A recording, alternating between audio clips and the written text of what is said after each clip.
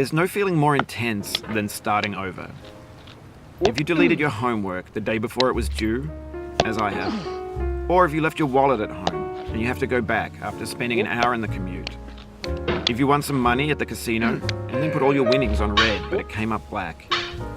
If you got your best shirt dry cleaned before a wedding and then immediately dropped food on it. If you won an argument with a friend and then later discovered that they just returned to their original view. Starting over is harder than starting up.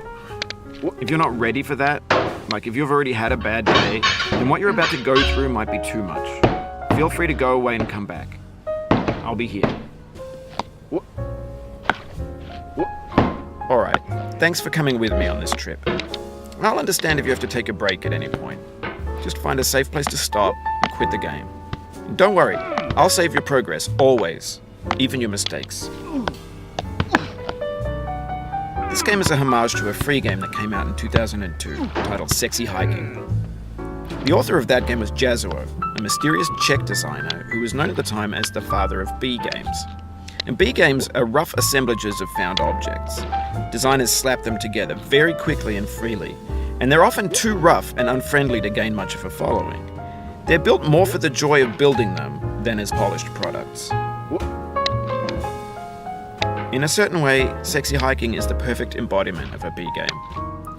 It's built almost entirely out of found and recycled parts, and it's one of the most unusual and unfriendly games of its time.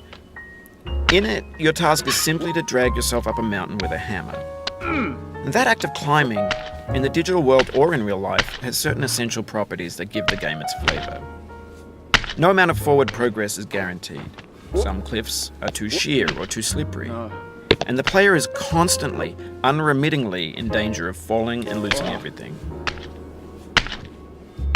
Anyway, when you start Sexy Hiking, you're standing next to this dead tree that blocks the way to the entire rest of the game. It might take you an hour to get over that tree, and a lot of people never got past it. You prod and you poke at it, exploring the limits of your reach and your strength, trying to find a way up and over. And there's a sense of truth in that lack of compromise. Most obstacles in video game worlds are fake. You can be completely confident in your ability to get through them once you have the correct method or the correct equipment or just by spending enough time. In that sense, every pixelated obstacle in Sexy Hiking is real. The obstacles in Sexy Hiking are unyielding, and that makes the game uniquely frustrating. But I'm not sure Jazuo intended to make a frustrating game. The frustration is just essential to the act of climbing, and it's authentic to the process of building a game about climbing.